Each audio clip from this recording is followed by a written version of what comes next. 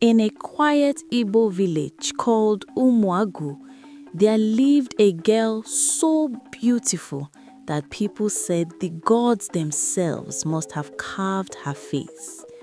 Her name was Adana.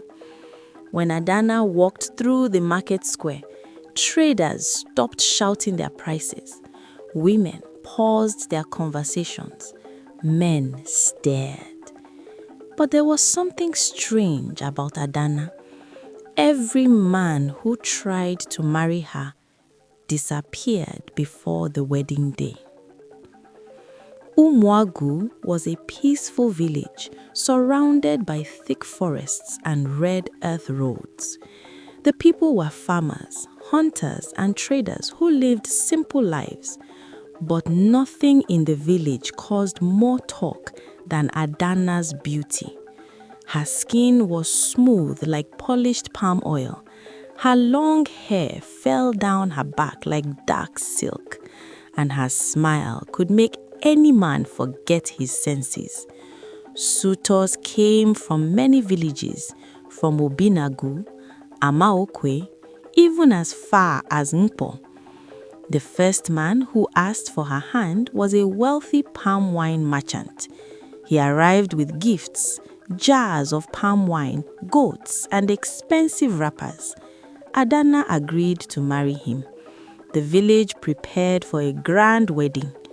But on the night before the ceremony, the merchant vanished. His family searched the entire village. They searched the forest, but the man was never seen again. Months later, another suitor arrived. This time, it was a famous hunter named Okori, known for killing leopards deep in the forest. When people warned him about the missing merchant, he laughed. "Do you think a hunter like me fears shadows?" he said. Adana accepted his proposal too. Once again, the village prepared for a wedding. But just like before, the night before the ceremony, Okore also disappeared. This time, the village elders began to worry. 2 men, both gone, both connected to the same girl, but no one could prove anything. And Adana continued living her life as if nothing had happened.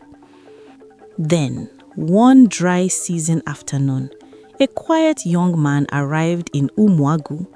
His name was Chinedu.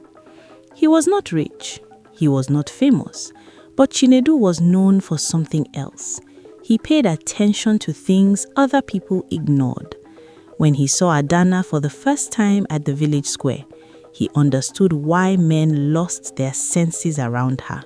She was truly beautiful, but something in her eyes made him uneasy.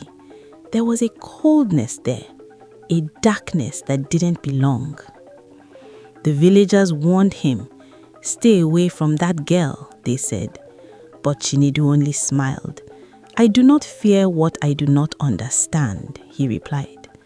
Soon after, Chinedu also asked Adana to marry him. The entire village gasped. Another man walking into danger. But Chinedu had already prepared himself. Before proposing, he had visited the Dibia, the village spiritual priest. The old Dibia listened carefully to Chinedu's suspicions. Then he gave him a small charm wrapped in red cloth. "Do not sleep on the night before the wedding," the Dibia warned. "Follow her."